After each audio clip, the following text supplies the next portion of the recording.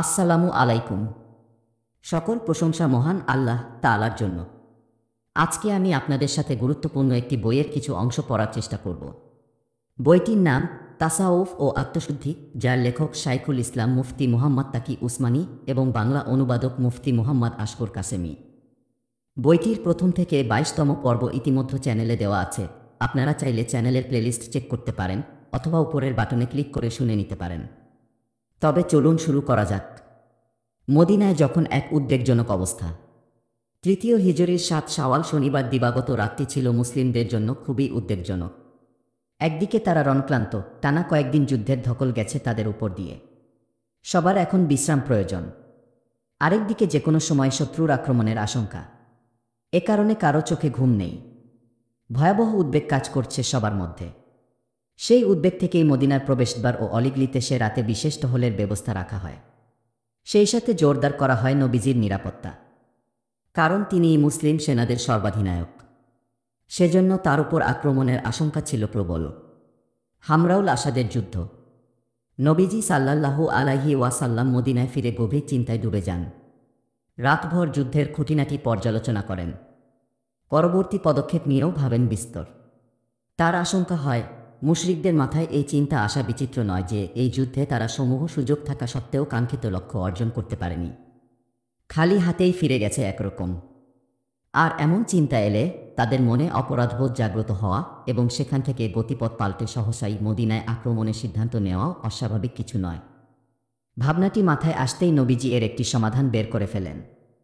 সঙ্গে সঙ্গে তিনি সিদ্ধান্ত নিয়ে নেন, যেভাবেই হোক মক্কার মুশরিক বাহিনীকে পিছু হটাতে হবে। যে কোনো মূল্যে তাদের মাথা থেকে মদিনা আক্রমণের চিন্তা ঝেঁটিয়ে বিদায় করতে হবে। ইতিহাসবিদ ও জীবনীকারদের ভাষ্য অনুযায়ী নবীজি উহুদ যুদ্ধের পরদিন অর্থাৎ তৃতীয় হিজরির ৮ শাওয়াল রবিবার সকালে উপস্থিত সবাইকে ডাকেন। শত্রুদের বিরুদ্ধে নতুন এক অভিযান পরিচালনার জন্য তাদের উদ্বুদ্ধ করেন। এরপর নবীজি বলেন, যারা উহুদ যুদ্ধে আমাদের সাথে অংশ নিয়েছে কেবল তারাই এ যাত্রায় আমাদের সাথে বের হবে। এ সময় আবদুল্লাহ ইবনে উবাই মুসলিমদের সাথে অংশ নিতে চায়, কিন্তু নবীজি তাকে অনুমতি দেননি। ঘোষণা শেষ হতেই যুদ্ধাহত মুসলিমরা আঘাতের ক্ষত ও স্বজন হারানোর বেদনা বুকে চেপে লাব্বাইক বলে দাঁড়িয়ে যান। পরবর্তী অভিযানে শরিক হওয়ার জন্য জাবির ইবনে আবদুল্লাহ রাজিয়াল্লাহু আনহু বিশেষ কারণে উহুদ যুদ্ধে অংশ নিতে পারেননি। তাই এ যাত্রায় অন্তত নবীজির সঙ্গী হতে চান। সেজন্য তিনি অনুমতি চেয়ে বলেন, হে আল্লাহর রাসূল, আমি সব যুদ্ধেই আপনার সঙ্গে থাকতে চাই। সেজন্য প্রস্তুত থাকি সবসময়। তা সত্ত্বেও বিশেষ কারণে এ যুদ্ধে আপনার সঙ্গে থাকতে পারিনি। আসলে আমার বাবা ও বোনদের দায়িত্ব আমার উপর চাপিয়ে দিয়ে তিনি নিজে অংশগ্রহণ করেছিলেন। আপনি অনুমতি দিলে এ যাত্রায় অংশ নিয়ে আমি তার কাফারা করতে চাই। তার আবেগকে সম্মান জানিয়ে নবীজি তাকে অনুমতি দেন। এরপর মনোনীত সৈনিকদের নিয়ে মুশরিক বাহিনীর উদ্দেশ্যে বেরিয়ে পড়েন।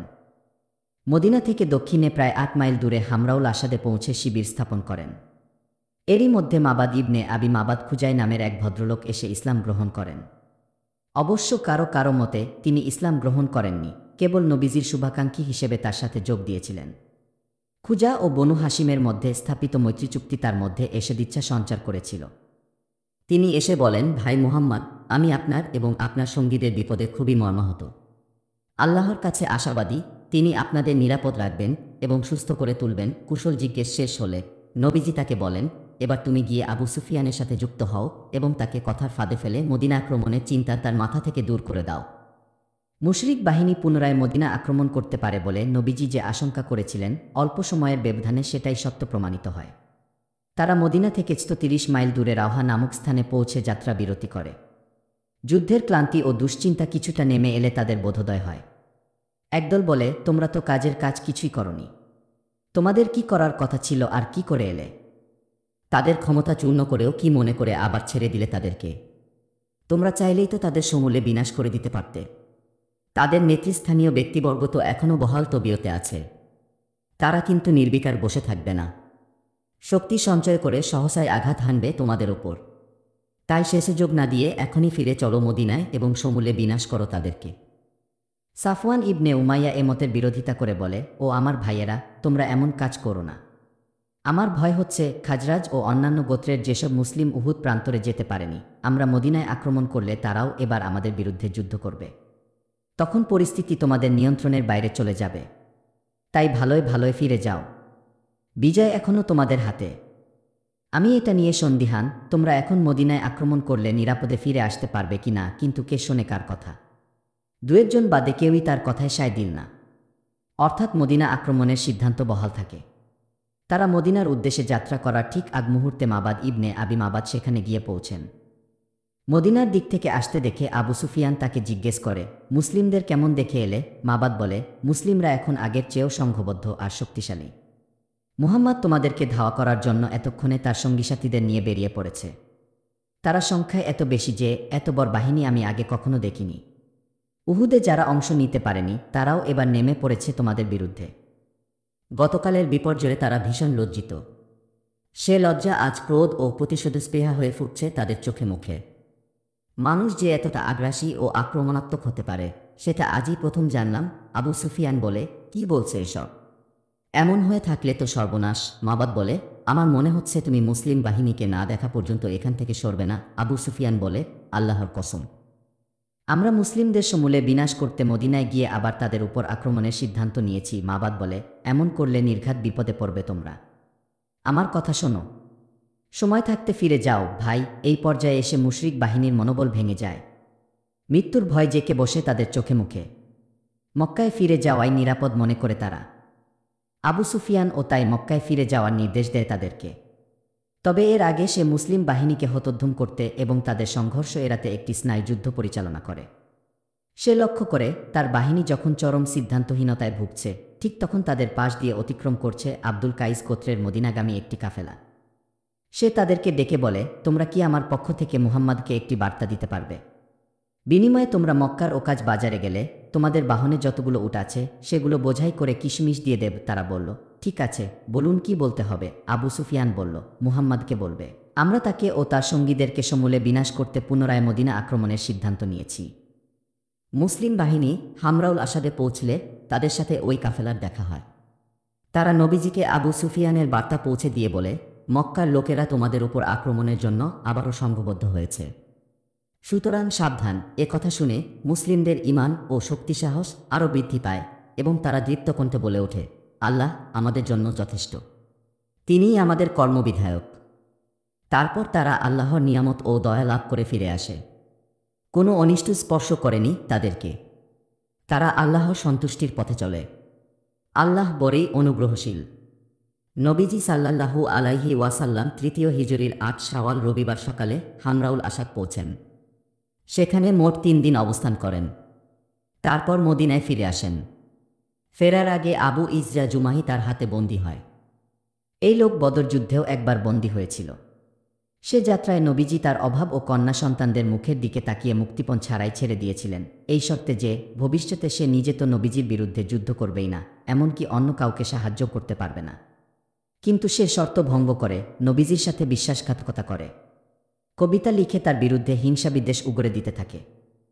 ছন্দে ছন্দে কাফিরদের উত্তেজিত করে তোলে ইসলাম ও মুসলিমদের বিরুদ্ধে। নানাভাবে তাদেরকে উস্কানিও দিতে থাকে যুদ্ধের জন্য। তার এসব ক্রিয়াকলাপ উহুদ যুদ্ধের ইন্ধন যোগায়। সে নিজেও মক্কার মুশরিকদের সাথে অংশ নেয় এই যুদ্ধে। নবীজি তাকে বন্দী করলে সে বলতে থাকে, হে মুহাম্মদ, আমাকে ক্ষমা করে দিন, আমাকে প্রাণভিক্ষা দিন। আমার মেয়েগুলোর মুখের দিকে তাকিয়ে আমার প্রতি দয়া করুন। আমি ছাড়া তাদেরকে দেখার আর কেউ নেই। আমি আপনাকে কথা দিচ্ছি, ভবিষ্যতে আর কখনোই আপনার বিরুদ্ধে কিছু করব না আমি। উত্তরে নবীজি বলেন, আর সম্ভব নয়। তোমাকে এখন ছেড়ে দিলে মক্কায় ফিরে গিয়ে গর্ব করে বলে বেড়াবে, আমি মুহাম্মদকে দুইবার ধোঁকা দিয়েছি। শোনো, মুমিন এক গর্তে দুইবার পা দিতে পারে না। এরপর তিনি জুবাইর অথবা আসিম ইবনে সাবিতকে বলেন তাকে হতে করতে। নির্দেশ অনুসারে তখনই তাকে হতে করা হয়। আবু ইসরার মতো আরও একজন গুপ্তচরকে সেবার হতে করা হয়। তার নাম মুয়াবিয়া ইবনে মুগিরা ইবনি আবিল আসর। সে ছিল আব্দুল মালিক ইবনে মারওয়ানের নানা। উহুদ যুদ্ধ শেষ করে মুশরিকরা মক্কায় ফিরে গেলে সে তার চাচাতো ভাই উসমান ইবনে আফফানের কাছে এসে নিরাপত্তা চায়। উসমান নবীজির কাছে নিরাপত্তার সুপারিশ নিয়ে গেলে তিনি ৩ দিনের নিরাপত্তা মঞ্জুর করেন এবং বলেন ৩ দিন পর তাকে মদিনায় পাওয়া গেলে হতে করা হবে। মুসলিম বাহিনী কাফিরদের তালাশে বেরিয়ে পড়লে এই লোক ৩ দিনের বেশি মদিনায় থেকে যায়। কুরাইশদের পক্ষে গোয়েন্দাগিরি করে। মুসলিম বাহিনী ফিরে আসার খবর পেয়ে সে পালিয়ে যায়। নবীজি তখন যায়েদ ইবনেল হারিসা ও আম্মার ইবনে ইয়াসারকে দায়িত্ব দেন তাকে খুঁজে বের করে হতে করতে। তারা দুজন যথাযথভাবে সে নির্দেশ পালন করেন। হামরাউল আসাদ অভিযানের মধ্য দিয়ে উহুদ যুদ্ধের পরিসমাপ্তি ঘটে। এ যুদ্ধের জয় পরাজয় নিয়ে নানামাত্রিক আলোচনা আছে। ঐতিহাসিকগণ সেগুলো সবিস্তারে তুলে এনেছেন। তাদের সমস্ত আলোচনা ছাপিয়ে যে প্রশ্নটি এখনও মাথা উঁচু করে দাঁড়িয়ে আছে সেটি হচ্ছে, এই যুদ্ধে মুসলিমদের জয় হয়েছে নাকি পরাজয়। মুসলিমদের নিরেট জয় পরাজয়ের প্রশ্ন বাদ দিলে এটুকু বলতে দ্বিধা নেই যে যুদ্ধের দ্বিতীয় ধাপে মুশরিকদের পাল্লাই ছিল ভারী। পুরো ময়দানে ছিল তাদের একচ্ছত্র আধিপত্য। এ সময়ে মুসলিমদের জানমালের অপূরণীয় ক্ষতি হয়। মানসিকভাবে ভেঙে পড়ে তাদের একটি দল। এতে আক্ষরিক অর্থে এই যুদ্ধের নিয়ন্ত্রণ চলে যায় মক্কার মুশরিকদের হাতে। তারপরও এ যুদ্ধে তাদের জয় হয়েছে বলে সিদ্ধান্ত দেওয়াটা বেশ মুশকিল, কারণ তারা মুসলিম শিবির দখলে নিতে পারেনি। মুসলিমরাও সদলবলে রণাঙ্গন ত্যাগ করেনি। চিন্তাগত একটি ভুলের কারণে তাদের উপর বিপর্যয় নেমে এলেও তাদের কেন্দ্রীয় নেতৃত্ব পথ হারায়নি। এজন্যই শেষ পর্যন্ত তারা নবীজির পাশে গিয়ে সংঘবদ্ধ হতে পেরেছে। শেষ দিকে এসে মুসলিমরা রণাঙ্গন ছেড়ে শিবিরে ভিড়েছিল ঠিক, কিন্তু তাই বলে তাদের শক্তিমত্তা এতটাও খর্ব হয়নি যে মক্কার মুশরিকরা চাইলেই তাদেরকে পশ্চাৎধাবন কিংবা কচুকাটা করতে পারত। এমন হয়ে থাকলে তারা কিছুতেই মাঝপথে এসে ফিরে যেত না। তাছাড়া এই যুদ্ধে মুশরিকরা কোনো মুসলিমকেই বন্দী করতে পারেনি, গনিমত তো অনেক পরের কথা। তৃতীয় দফায় মুশরিক বাহিনী যুদ্ধের জন্য ময়দানে আসেনি, অথচ মুসলিমরা তখনও তাদের শিবিরেই অবস্থান করছিল। সে সময় যুদ্ধের একটি বিশেষ রীতি ছিল, যুদ্ধজয়ের পর বিজয়ী দল দুয়েক দিন যুদ্ধক্ষেত্রেই অবস্থান করবে। মক্কার মুশরিকরা সেটাও করেনি, উল্টো তারাই মুসলিমদের আগে যুদ্ধক্ষেত্র ত্যাগ করেছে। উহুদ প্রান্তরে মুসলিমদেরকে ঘায়েল করার পর বিজয় নিশ্চিত করার জন্য তারা মদিনায় আক্রমণ করতে পারত, কারণ মদিনা তখন সম্পূর্ণ অরক্ষিত ছিল। এত বড় সুযোগ থাকা সত্ত্বেও তারা মদিনায় আক্রমণ করার সাহস পায়নি। বিজয়ী সেনারা কখনোই এমন সুযোগ হেলায় নষ্ট করে না। এসব দিক পর্যালোচনায় আনলে আমরা এই সিদ্ধান্তে উপনীত হতে পারি, এ যুদ্ধে মক্কার মুশরিক বাহিনী মুসলিমদেরকে চরম বিপর্যয়ের মুখে ফেলতে পারলেও চূড়ান্ত বিজয় নিশ্চিত করতে পারেনি। ওপরের শর্তগুলো পূরণ করতে পারলে তবেই নিজেদেরকে বিজয়ী বলে দাবি করতে পারত তারা, কারণ নিছক বিপর্যয় মানেই পরাজয় নয়। যুদ্ধক্ষেত্রে বিজয়ীরাও অনেক সময় এমন বিপর্যয়ে পড়ে। কাজেই মুসলিমদের নিছক এই বিপর্যয়কে মুশরিকদের বিজয় বলে অভিহিত করা যায় না। তাছাড়া আবু সুফিয়ানের তড়িঘড়ি ময়দান ত্যাগ করা থেকেও স্পষ্ট বোঝা যায়, মুসলিমদের ওপর তৃতীয় দফা আক্রমণ করলে তার বাহিনী ভীষণ ক্ষতিগ্রস্ত বা পরাস্ত হতো। হামরাউল আসাদে আবু সুফিয়ানের নরবরে অবস্থান আমাদের এ মতকে আরও পরিপুষ্ট করে দেয়। তাই আমরা এই যুদ্ধকে জয়পরাজয়ের সুস্পষ্ট নিক্তিতে না ফেলে অমীমাংসিত যুদ্ধ বলতে পারি। উভয় দলই এই যুদ্ধে ভালো করেছে, আবার ক্ষতির মুখেও পড়েছে। একটা সময়ে উভয় দলই রণাঙ্গন ত্যাগ করেছে, তবে কেউই যুদ্ধক্ষেত্র থেকে পালিয়ে যায়নি। এমনকি কেউ কারো কাছে নিজের শিবিরও ছেড়ে দেয়নি। আর এসবই অমীমাংসিত যুদ্ধের বৈশিষ্ট্য। যুদ্ধের এই ফলাফলের দিকে ইঙ্গিত করে আল্লাহ তাআলা বলেন, আর শত্রু দলের অনুসরণে তোমরা অলসতা প্রদর্শন করো না। তোমরা যেমন যন্ত্রণায় কাতর হও, মনে রেখো তারাও তোমাদের মতোই যন্ত্রণায় কাতর হয়। কিন্তু আল্লাহর কাছে তোমরা যা আশা করো তারা তা করে না। নিশ্চয় আল্লাহ সর্বজ্ঞ, প্রজ্ঞাময়। এই আয়াতে আল্লাহ উভয় পক্ষের কষ্ট ও ক্ষয়ক্ষতিকে একই নীতিতে মেপেছেন। এ থেকেও বোঝা যায় ফলাফলের বিচারে এই যুদ্ধে দুই পক্ষের অবস্থানই ছিল সমপর্যায়ের। কেউ কারো উপর বিজয়ী যেমন হতে পারেনি, তেমনি কেউ কারো কাছে পরাজয়ও বরণ করেনি। কুরআনের পাতায় উহুদের যুদ্ধ। মহান আল্লাহ কুরআনুল কারিমে এই যুদ্ধ সম্পর্কে বহুমাত্রিক আলোচনা করেছেন। যুদ্ধের বিভিন্ন পর্যায়ের অবস্থা তুলে ধরে মুসলিমদের ক্ষয়ক্ষতির কারণগুলো চিহ্নিত করে দিয়েছেন। তুলে এনেছেন তাদের শক্তি ও দুর্বলতার এবং দায়বদ্ধতা ও অবহেলার দিকগুলো।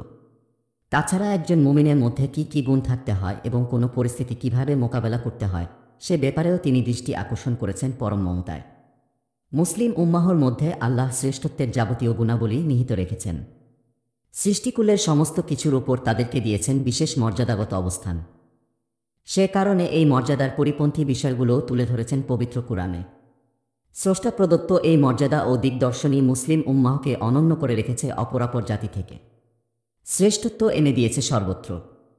যে জাতির জন্ম ও বিকাশ মানুষের কল্যাণে, এমনই হয়ে থাকে তাদের মর্যাদা। মুসলিমদের পাশাপাশি মুনাফিকদের অবস্থাও আলোচিত হয়েছে পবিত্র কুরআনে। আল্লাহ ও তার রাসূলের প্রতি লালিত বিদ্বেষের কথা প্রকাশ করে দিয়ে তাদেরকে লাঞ্ছিত করা হয়েছে। তাদের অপপ্রচার ও মিথ্যাচারের ফলে দুর্বল মুসলিমদের অন্তরে যে সংশয় তৈরি হয়েছিল সেগুলো খণ্ডন করে দেখানো হয়েছে। মুশরিক, মুনাফিক ও তাদের দোসর ইহুদিদের চক্রান্তগুলো সবিস্তারে তুলে ধরা হয়েছে।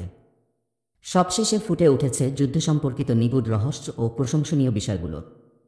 এমনকি এই যুদ্ধের ব্যাপারে সূরা আলী ইমরানের ৭টি আয়াত নাজিল হয়েছে। সেখানে যুদ্ধের প্রাথমিক অবস্থা বর্ণনা করার পর পর্যায়ক্রমে আলোকপাত করা হয়েছে ঘটনা প্রবাহের ওপর কুরআনের ভাষায়। স্মরণ করুন, মুমিনদেরকে যুদ্ধের ঘাঁটিতে মোতায়েন করতে আপনি যখন খুব সকালে ঘর থেকে বের হয়েছিলেন। সবশেষে যুদ্ধের ফলাফলের প্রতি দৃষ্টিপাত করা হয় এভাবে: এখন তোমরা যে মিশ্র অবস্থায় আছো, আল্লাহ মুমিনদেরকে সে অবস্থায় রেখে দিতে পারেন না। অপবিত্রকে মুনাফিক, পবিত্র মুমিন থেকে পৃথক না করে। আল্লাহ তোমাদেরকে গায়েব সম্পর্কে অবহিত করবেন না, তবে তিনি রাসূলদের মধ্য থেকে যাকে চান বেছে নেন। তাই তোমরা ঈমান আনো আল্লাহ ও তার রাসূলের প্রতি। তোমরা যদি ঈমান আনো এবং তাকওয়া অবলম্বন করো, তাহলে তোমাদের জন্য রয়েছে মহাপুরস্কার। ঘটনার পেছনের ঘটনা। ইবনেল কাইম রাহিমাহুল্লাহ সহ অনেকেই উহুদ যুদ্ধের পেছনের কলঙ্কর দিকগুলো নিয়ে বিশদ আলোচনা করেছেন। ইবনে হাজার বলেন, আলিমগণ উহুদ যুদ্ধের ঘটনা প্রবাহের পেছনে আল্লাহর বিভিন্ন উদ্দেশ্য ও মুসলিমদের নানা কল্যাণ উপাদান নিহিত আছে বলে বর্ণনা করেছেন। যেমন ১. মুসলিমদের সামনে অবাধ্যতার পরিণাম ও নিষিদ্ধ কাজে প্রবৃত্ত হওয়ার ভয়াবহতা তুলে ধরা। নবীজির নির্দেশ উপেক্ষা করে তীরন্দাজ বাহিনীর ময়দানে নেমে আসা এবং তার সূত্র ধরে গোটা বাহিনী বিপর্যয়ের মুখে পড়া অবাধ্যতার ভয়াবহ পরিণাম হিসেবেই আমাদের দৃষ্টিতে ধরা পড়ে। ২. নবী রাসূলদেরকে মাঝে মধ্যে বিপদে ফেলে তাদের অনুসারীদের আত্মোন্নয়ন করা। কারণ সব যুদ্ধে তাদের জয়যাত্রা অব্যাহত থাকলে মুসলিম সমাজে এমন কিছু লোকের অনুপ্রবেশ ঘটবে যারা মূলত মুসলিম নয়। তখন সৎ ও অসৎ নির্ণয় করা কঠিন হয়ে দাঁড়াবে। অপরদিকে যদি সবসময় পরাজয় বরণ করে, তাহলে নবী রাসূল প্রেরণের উদ্দেশ্য ব্যাহত হবে। তাই কাঙ্ক্ষিত লক্ষ্য পূরণে জয় পরাজয় দুটোরই প্রয়োজন রয়েছে। এতে সত্য মিথ্যার পার্থক্য সবার সামনে স্পষ্ট হয়ে ফুটে ওঠে। মুনাফিকদের মনের বিদ্বেষ ও কপটতা মুসলিমদের সামনে দৃশ্যমান হয়ে যায়। তখন তারা বুঝতে পারে কিছু শত্রু তাদের ভেতরেই ঘাপটি মেরে আছে। তারা নিজেদের মুসলিম বলে পরিচয় দিলেও আসলে তারা দুমুখ সাপ। তাই যে কোনো মূল্যে তাদের প্রতিহত করা উচিত। ৩.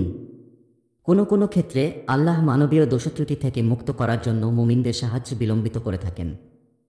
কারণ আল্লাহ চান মুমিনরা দুঃসময়ে ধৈর্য ধারণ করবে, সুসময়ে শুকরগুজার হবে। কোনো অবস্থাতেই তাদের মধ্যে হতাশা বা অহংকার থাকবে না। তাছাড়া হতাশা বলুন কিংবা অহংকার, দুটোই মুনাফিকের চরিত্র। মুমিনদের এসব থেকে পবিত্র থাকা একান্ত আবশ্যক। ৪. আল্লাহ মুমিনদের জন্য বিশেষ সম্মাননা রেখেছেন, কিন্তু বান্দা তার সীমাবদ্ধ আমল নিয়ে সে স্তরে পৌঁছতে অক্ষম। এজন্য মাঝে মধ্যে পরীক্ষায় ফেলে তাদের সেই মর্যাদায় উন্নীত করা হয়। ৫. শাহাদাত একদিকে যেমন মুমিনের আরাধ্য বিষয়, অপরদিকে তেমনি এটা তার জন্য সর্বোচ্চ সম্মাননাও। আর এ সম্মাননা অর্জন করতে হলে এ ধরনের সংকটাপন্ন পরিস্থিতির মধ্য দিয়ে যাওয়া ছাড়া গত্যন্তর নেই। ৬. আল্লাহ দুনিয়া ও আখিরাতে তার শত্রুদের শাস্তি বিধান করতে চান।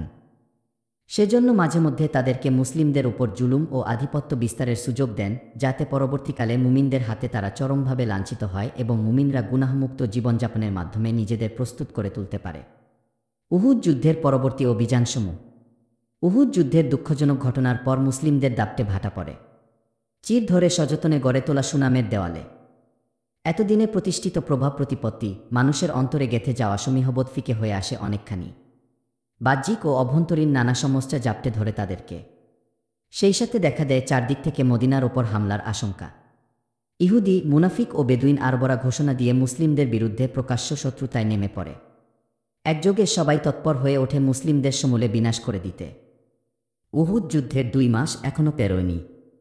পুরোপুরি স্বস্তি ফেরেনি শোকসন্তপ্ত হৃদয়গুলোতে। এরই মধ্যে সংবাদ আসে, বনু আসাদ মদিনায় আক্রমণের প্রস্তুতি নিচ্ছে। তাদের ঝামেলা চুকতে না ঢুকতেই চতুর্থ হিজরির সফর মাসে আজল ও কারাহ গোত্র মুসলিমদের বিরুদ্ধে চক্রান্তের জাল বিছিয়ে দেয়। ১০ জন সর্লমনা সাহাবী তাতে ফেঁসে যান এবং প্রাণ হারান। একই মাসে বনু আমির গোত্রের প্রতারণার শিকার হয়ে ৭০ জন সাহাবী শাহাদাত বরণ করেন।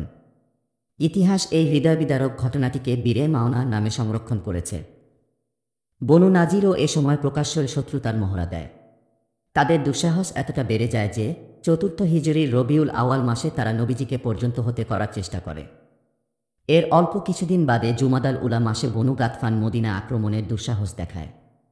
মোট কথা, উহুদ যুদ্ধে মুসলিমদের প্রভাব প্রতিপত্তি হ্রাস পাওয়ার কারণে একটা সময় পর্যন্ত তাদেরকে চতুর্মুখী বিপদের মুখোমুখি হতে হয়। অবশ্য এই দুর্দিন খুব বেশি দীর্ঘ হয়নি। নবীজির বিজ্ঞতা ও দূরদর্শিতায় শত্রুদের সকল ষড়যন্ত্র ধূলিসাৎ হয়ে যায়, সেই সাথে মুসলিমরা ফিরে পায় তাদের ঋতগৌরব ও হারানো মর্যাদা। মুসলিমদের এই হারানো সম্মান ফিরিয়ে আনতে নবীজি সর্বপ্রথম যে পদক্ষেপ গ্রহণ করেন সেটি হচ্ছে তিনি হামরাউল আসাদ পর্যন্ত মুশরিক বাহিনীকে তাড়া করেন। এতে মুসলিমদের মান অনেকখানি রক্ষা পায়, সেই সাথে নিয়ন্ত্রণের লাগাম পড়ে ইহুদি ও মুনাফিকদের মাত্রাতিরিক্ত আস্ফালন ও ধৃষ্টতায়। এ অভিযানের পর নবীজি এমন কিছু সামরিক সিদ্ধান্ত ও পদক্ষেপ নেন যা শুধু মুসলিমদের মানসম্মান ও প্রভাব প্রতিপত্তি বৃদ্ধি করেনি, বরং তা বাড়িয়ে দিয়েছে আগের চেয়েও বহুগুণ। তার সে যুগান্তকারী পদক্ষেপগুলোর মধ্যে রয়েছে আবু সালামার অভিযান। উহুদের পর সর্বপ্রথম মুসলিমদের বিরুদ্ধাচরণ করে বনু আসাদ ইবনে খুজাইমা। গোয়েন্দাদের গোপন সূত্রে জানা যায় খুয়াইলিদের দুই পুত্র তালহা ও সালামা তাদের গোত্র ও অনুসারীদের মধ্যে ঘুরে ঘুরে মদিনা ও নবীজি সাল্লাল্লাহু আলাইহি ওয়াসাল্লামের উপর আক্রমণের জন্য তাদেরকে আহ্বান করছে। সংবাদ পেয়ে নবীজি সঙ্গে সঙ্গে একটি বাহিনী পাঠান। এতে মুহাজির ও আনসার মিলে মোট সৈন্য সংখ্যা দাঁড়ায় ১৫০ জন। বাহিনীর নেতৃত্ব ও পতাকা দেওয়া হয় আবু সালামা রাজিয়াল্লাহু আনহুর হাতে। বনু আসাদ সকল প্রস্তুতি সম্পন্ন করে অভিযান পরিচালনা করার আগেই আবু সালামা তাদের উপর আক্রমণ করে বসেন। তার অতর্কিত আক্রমণে বনু আসাদের লোকজন দিশেহারা হয়ে দিক বিদিক ছুটে পালায়। এতে বিপুল পরিমাণ উট ও বকরি মুসলিমদের দখলে চলে আসে। তারা সেসব নিয়ে নিরাপদে মদিনায় ফিরে আসেন। চতুর্থ হিজরির মুহররমের ১ তারিখে এ অভিযানটি পরিচালিত হয়। মদিনায় ফেরার পর আবু সালামা অত্যধিক অসুস্থ হয়ে পড়েন। উহুদ যুদ্ধে পাওয়া আঘাতের যন্ত্রণা ক্রমশই বৃদ্ধি পায় এবং অল্প কিছু দিনের মধ্যেই তিনি মৃত্যুবরণ করেন। আবদুল্লাহ ইবনে উনাইসের অভিযান। চতুর্থ হিজরির মুহররম মাস ৫ তারিখের চাঁদ আকাশে জ্বলজ্বল করছে। জোছনা বিধৌত মদিনায় খবর এল খালিদ ইবনে সুফিয়ান হাজালি মুসলিমদের উপর আক্রমণের উদ্দেশ্যে সৈন্য সমাবেশ করছে। সংবাদ পেয়ে নবীজি আবদুল্লাহ ইবনে উনাইসকে পাঠান এর একটা বিহিত করতে। আবদুল্লাহ ইবনে উনাইস মদিনার বাইরে ১৮ রাত অবস্থান করেন। যুদ্ধ শেষ করে ফিরে আসেন মুহররমের ২৩ তারিখে। সাথে আছে নিহত খালিদের কর্তৃত মস্তক। পেশ করেন নবীজির দরবারে। নবীজি খুশি হয়ে তাকে একটি লাঠি উপহার দেন এবং বলেন, কিয়ামতের দিন এই লাঠি তোমার ও আমার সম্পর্কের নিদর্শন হবে। মৃত্যু নিকটবর্তী হলে তিনি নিকট আত্মীয়দের অসিয়ত করেন দাফনের সময় এই লাঠিটিও যেন তার কবরে রাখা হয়। হৃদয়বিদারক রাজির ঘটনা। চতুর্থ হিজরির সফর মাস। সময়টা বেশ নাজুক। বৈরী ভাবাপন্ন গোটা আরব। এরই মধ্যে আজাল ও কারাহ গোত্রের প্রতিনিধি দল নবীজির নিকট আসে। তারা জানায় তাদের ওখানে খুব ইসলাম চর্চা হচ্ছে। এই চর্চাকে সঠিক ও অর্থবহ করার লক্ষ্যে তাদের কয়েকজন ধর্মীয় শিক্ষক ও কুরআনের প্রশিক্ষক প্রয়োজন। নবীজি সাল্লাল্লাহু আলাইহি ওয়াসাল্লাম এই আবেদনের প্রেক্ষিতে তাদের সাথে ৬ জন সাহাবী পাঠিয়ে দেন।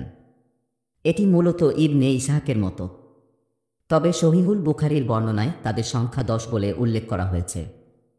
সংখ্যার মতো দলনেতা নিয়েও মতবিরোধ রয়েছে এই দুই মনীষীর মধ্যে। ইবনে ইসহাকের বর্ণনা মতে এই প্রশিক্ষক দলের দলনেতা ছিলেন মারসাদ ইবনে আবি মারসাদ আল কানাবি। অন্যদিকে বুখারীর মতে দলনেতার নাম আসিম ইবনে সাবিত। যাই হোক, নবীজির নির্দেশে নির্দিষ্ট সংখ্যক সাহাবী প্রতিনিধি দলের সাথে যাত্রা করেন। কাফেলাটি জেদ্দা ও রাবেগের মাঝামাঝি পৌঁছলে রাজি নামক একটি জলাধারার পাশে যাত্রা বিরতি দেওয়া হয়। এ জলাধারটি হুজাইল গোত্রের অধীনে। এর চারপাশে তাদেরই লোকজন বসবাস করত। প্রতিনিধি দল এখানে এসে প্রশিক্ষকদের সাথে বিশ্বাসঘাতকতা করে। হুয়াইলের শাখাগোত্র লিহিয়ানকে লেলিয়ে দেয় তাদের বিরুদ্ধে। লিহিয়ানের ১০০ জন তীরন্দাজ তাদের তালাশে বের হয়।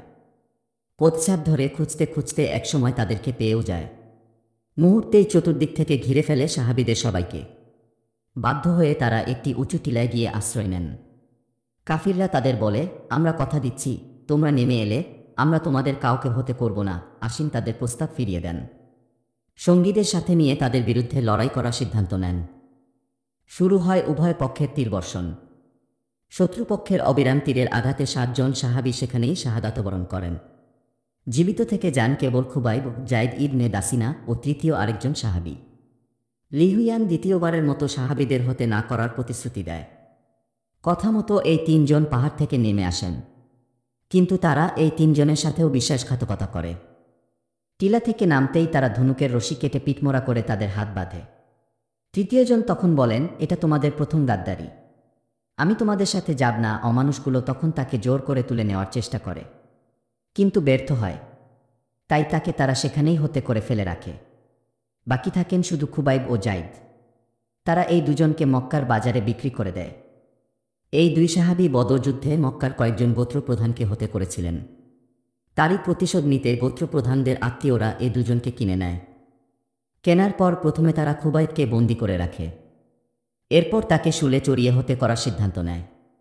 হারামের বাইরে তানিমে শুলিকাষ্ঠ প্রস্তুত করে খুবাইবকে সেখানে নিয়ে যাওয়া হয়। খুবাইব নির্ভর কণ্ঠে বলেন, আমাকে একটু সময় দাও, আমি 2 রাকাত সালাত পড়তে চাই। কুরাইশরা তার শেষ ইচ্ছা পূরণ করে। তিনি সালাত শেষ করে বলেন, তোমরা হয়তো ভাববে আমি মৃত্যুর ভয়ে সালাত লম্বা করছি, নয়তো আমি আরও সময় নিয়ে সালাত পড়তাম। এরপর তিনি এই বলে তাদের জন্য বদদুয়া করেন, হে আল্লাহ, আপনি এদের প্রত্যেকের হিসেব রাখুন, এদেরকে এক এক করে ধ্বংস করুন, আপনি এদের একটাকেও ছাড় দেবেন না।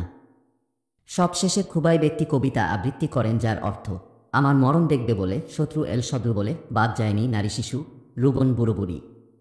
মস্তবর খেজুর গাছের কাছে সব দাঁড়িয়ে আছে আমার মরণ দেখবে বলে করছে ঘোরাঘুরি। হে আরশের রব, তুমি আমার সব সবর দিও মনে যা করবে করুক আমার সনে। টুকরো করুক গোশত দেহের ছড়াক জনে জনে মাওলাও গো সবর দিও মনে। 2 পেয়ালার সামনে যখন দাঁড়াই বলে করতে পারিস বাছাই, এক পেয়ালায় কুফর আর পেয়ালায় মরণ। কুফর ছেড়ে এক নিমেষেই মরণ নিলাম বেছে, মৃত্যু ভয়ে কাঁপেনি এই চরণ। স্বীকার করি ক্ষোভ জমেছে মনে, চোখ ভিজেছে কান্নামাখা জলে, কি বোকামি করছে কাফির দলে। স্বস্তি শুধু মর বিমান নিয়ে দিইনি তা বিকিয়ে ভয় পাইনি ওদের ছলে বলে। শত্রু এসে অস্ত্র চালাক তোমার রাহে যান যাবে যাক, আর কিছু নয় মদত তোমার চাই, আমার দেহ হোক না শতভাগ ছিন্ন হয়ে যাক প্রতিকণার সুফল যেন পাই। কবিতা আবৃত্তি শেষ হলে আবু সুফিয়ান তাকে বলে, তোমার বদলে আমরা যদি মুহাম্মদকে শুলে চড়াই আর তোমাকে তোমার পরিজনদের কাছে পাঠিয়ে দিই, তাহলে তুমি কি এই প্রস্তাবে রাজি হবে? খুবাইব বললেন, আল্লাহর কসম, এটা কখনোই সম্ভব নয়। নবীজির গায়ে একটা কাঁটা ফুটবে আর আমি আপনজনদের সাথে আরামে সময় কাটাব, এটা কিছুতেই হতে পারে না। এই কথা শোনার পর তারা সঙ্গে সঙ্গে খুবাইবকে শুলে চড়িয়ে দেয়, নির্দয়ভাবে হতে করে তাকে। এরপর বেশ কয়েকজন সৈন্য নিযুক্ত করে তার লাশের প্রহরায়। কিন্তু আমর ইবনে উমাইয়া আজ-জামরির সাহস ও বুদ্ধিমত্তার সামনে তাদের সেই সাবধানতা কোনো কাজেই আসেনি। তিনি রাতের আধারে ছদ্মবেশ ধরে সেখানে উপস্থিত হন। সবার চোখে ধুলো দিয়ে কৌশলে সরিয়ে আনেন তার লাশ। এরপর সসম্মানে তাকে দাফন করেন। উল্লেখ, এই হত্যাকাণ্ডের পেছনে কলকাঠি নেড়েছে উকবা ইবনে হারিস। যেহেতু বদর যুদ্ধে খুবাইবের হাতেই তার বাবা নিহত হয়েছিল। সহিহুল বুখারীর বর্ণনায় এসেছে, খুবাইব রাজিয়াল্লাহু আনহুই মৃত্যুদণ্ড কার্যকরের পূর্ব মুহূর্তে 2 রাকাত সালাতের রীতি চালু করেন। বন্দিদশায় তিনি ছিলেন সম্পূর্ণ নির্বাক, আত্মসমাহিত। ভয় বা দুশ্চিন্তার লেশমাত্র ছিল না তার চেহারায়। এ সময় তাকে তাজা আঙুর খেতে দেখা গেছে, অথচ মক্কায় তখন খেজুর পাওয়াও ছিল ভারী দুষ্কর। আটককৃত অপর সাহাবী জাইদ ইবনে দাসিনাকে সাফওয়ান ইবনে উমাইয়া কিনে নেয় এবং পিতৃহতের প্রতিশোধ হিসেবে নির্মমভাবে হতে করে। আসিম রাজিয়াল্লাহু আনহু এর আগেই মুশরিকদের নিক্ষিপ্ত তীরে নিহত হন। বদর যুদ্ধে তিনি প্রভাবশালী এক মুশরিককে হতে করেছিলেন। তার পরিবার ও গোত্রের লোকেরা তাই আসিমের মৃতদেহের কিয়দংশ নিয়ে আসতে লোক পাঠায়। তারা গিয়ে দেখে একঝাঁক মৌমাছি তার মৃতদেহ ঘিরে রেখেছে। কোনো উপায় না পেয়ে ব্যর্থ হয়ে ফিরে আসে তারা। এ যাত্রায় আর জিঘাংসা বাস্তবায়ন করা হয় না তাদের। এটি ছিল আসিম রাজিয়াল্লাহু আনহুর দুয়ার বরকত। তিনি মৃত্যুর আগে মহান আল্লাহর কাছে ফরিয়াদ করে বলেছিলেন, হে আল্লাহ, কোনো মুশরিক যেন আমার দেহ স্পর্শ করতে না পারে। আল্লাহর তার দোয়া কবুল করেন এবং তাকে রক্ষা করেন মুশরিকদের অপবিত্র স্পর্শ থেকে। উমর রাজিয়াল্লাহু আনহুর কাছে এই সংবাদ পৌঁছলে তিনি বলেন, আল্লাহ মুমিন বান্দাকে তার জীবদ্দশায় যেভাবে আগলে রাখেন, মৃত্যুর পরও ঠিক সেভাবেই দেখভাল করেন। বীরে মাওনার রোমহর্ষক ঘটনা রাজির ঘটনার পরপরই একই মাসেই আরও একটি মর্মান্তিক দুর্ঘটনা ঘটে। আগেরটার তুলনায় এটা ছিল আরও বেশি বেদনাদায়ক। ইতিহাসে ঘটনাটি বীরে মাওনা নামে কি পরিচিত। ঘটনার সারসংক্ষেপ হল, আবু বারা আমির ইবনে মালিক একবার নবীজি সাক্ষাতে মদিনায় আসে। নবীজি তাকে ইসলামের দাওয়াত দেন, কিন্তু সে হ্যাঁ না কিছুই না বলে প্রস্তাব রাখে, হে আল্লাহর রাসূল, দিনের দাওয়াতের উদ্দেশ্যে আপনার কয়েকজন সাহাবীকে নাজদে পাঠিয়ে দিন। আমি আশাবাদী সেখানকার লোকেরা আপনাদের দাওয়াত কবুল করবে। নবীজি বলেন, আমার সাহাবীদের জন্য নাজদবাসীকে আমি নিরাপদ মনে করি না। আবু বারা তখন বলে, আমি তাদের নিরাপত্তা দিচ্ছি, তারা আমার আশ্রয়ে থাকবে। ইবনে ইসহাকের বর্ণনামতে তার কথায় আল্লাহর রাসূল 40 জন সাহাবী প্রেরণ করেন। বুখারীর বর্ণনায় অবশ্য তাদের সংখ্যা 70 জন বলে উল্লেখ করা হয়েছে এবং সে বর্ণনাটি বিশুদ্ধ। এই বিশাল দাওয়াতি কাফেলার আমির নিযুক্ত হন মুনজির ইবনে আমর।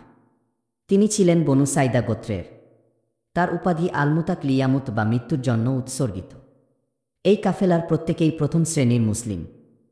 তারা সবাই ছিলেন সম্ভ্রান্ত, মর্যাদাশীল এবং কুরআন তিলাওয়াতে পারদর্শী। তারা দিনের কিছু সময় লাকড়ি সংগ্রহ করে তার বিনিময়ে আহলে সুফফার জন্য খাবার কিনতেন, আর দিনের বাকি সময় কাটাতেন কুরআনের দার্সে, ডুবে যেতেন কুরআনের মর্ম ও ভাব হৃদয়ঙ্গমের সাধনায়। গভীর রাতে তারা রবের সামনে সালাতে দাঁড়িয়ে যেতেন, সিজদায় পরে একান্ত আরজি পেশ করতেন রবের সকাশে। এই ছিল তাদের বৈশিষ্ট্য ও প্রতিদিনের কাজকর্ম।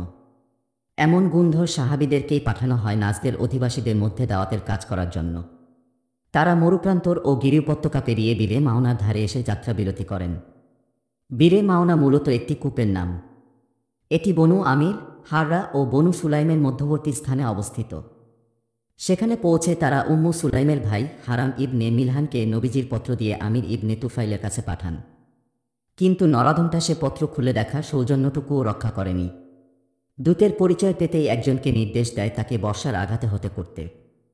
অমনি পেছন থেকে বর্ষা নিক্ষেপ করে আরেক নরাধম। সে আঘাত এতটাই তীব্র ছিল যে মুহূর্তেই এফোরোফোর হয়ে যায় হারাম ইবনে মিলহানের দেহ। এমনকি বুকের দিকে তাকিয়ে সে বর্ষার রক্তমাখা মাথাটাও তিনি দেখতে পান। অমনি তিনি বলে ওঠেন, আল্লাহু আকবার, কাবার রবের কসম, আমি আমার উদ্দেশ্য সফল। দূত হতের পর সে বাকি সাহাবীদের হতের জন্য বনু আমিরকে প্ররোচিত করার চেষ্টা করে, কিন্তু তার সেই চেষ্টা ব্যর্থ হয়।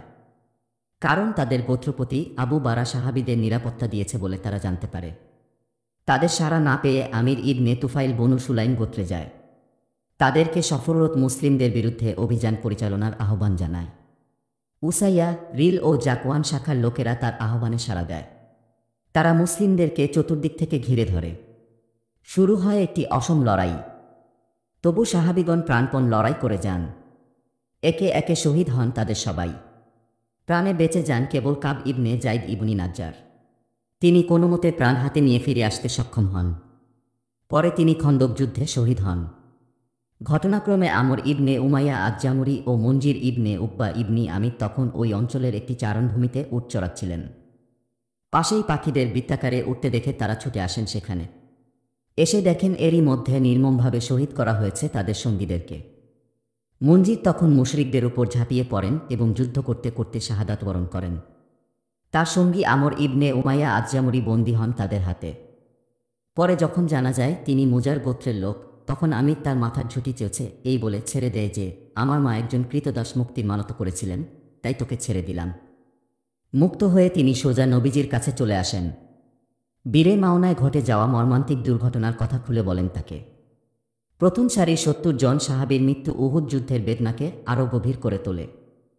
উহুদ যুদ্ধে তবু তো তারা লড়াই করতে পেরেছিলেন, কিন্তু এই ৭০ জন তো প্রতারণার শিকার হয়ে বেঘরে প্রাণ দিয়েছেন। এজন্য দুঃখবোধটা নিদারুণ শক্ত হয়ে বাঁচতে থাকে তাদের বুকের ভেতর। আমর ইবনে উমাইয়া ফেরার পথে কানাত উপত্যকার কানকারা নামক স্থানে এসে যাত্রা বিরতি করেন। একটি গাছের ছায়ায় বিশ্রাম নেন কিছুক্ষণ। এ সময় আরও ২ জন মুসাফির এসে সেখানে যাত্রা বিরতি করে।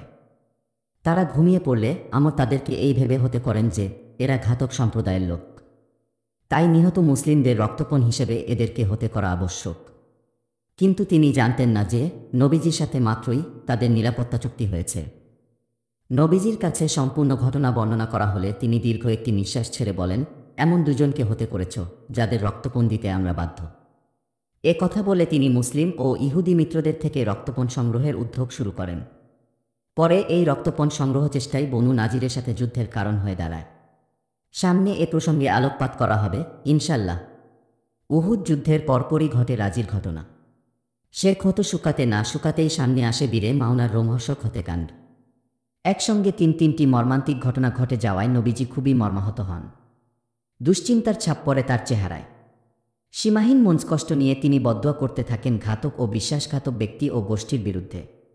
আনাস রাজিয়াল্লাহু আনহু বলেন, বীরে মাওনায় যারা সাহাবীদের হতে করেছিল, আল্লাহর রাসূল তাদের বিরুদ্ধে একটানা ৩০ দিন বদদোয়া করেন ফজরের সালাতে।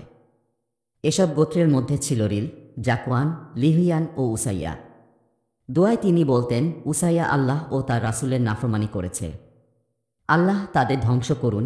নবীজির দোয়ার বদৌলতে শহীদ সাহাবীদের সম্মানে কুরআনের আয়াত অবতীর্ণ হয়। পরবর্তী সময়ে সেই আয়াত মানসুব বা রহিত করা হয়। আয়াতের অর্থ ছিল এরকম, আমাদের সম্প্রদায়কে এ কথা জানিয়ে দিন, আমরা আমাদের রবের সাক্ষাৎ পেয়েছি। আমরা তার প্রতি সন্তুষ্ট, তিনিও আমাদের প্রতি সন্তুষ্ট। এই সুসংবাদ পেয়ে নবীজি কুনুতে নাজেলা পাঠ করা ছেড়ে দেন। সুপ্রিয় শ্রোতা মণ্ডলী, 23তম পর্বের ভিডিও আজকের মতো এখানেই শেষ করছি। 24তম পর্বটি শুনতে আমাদের চ্যানেল ভিজিট করুন। ধন্যবাদ আমাদের পাশে থাকার জন্য।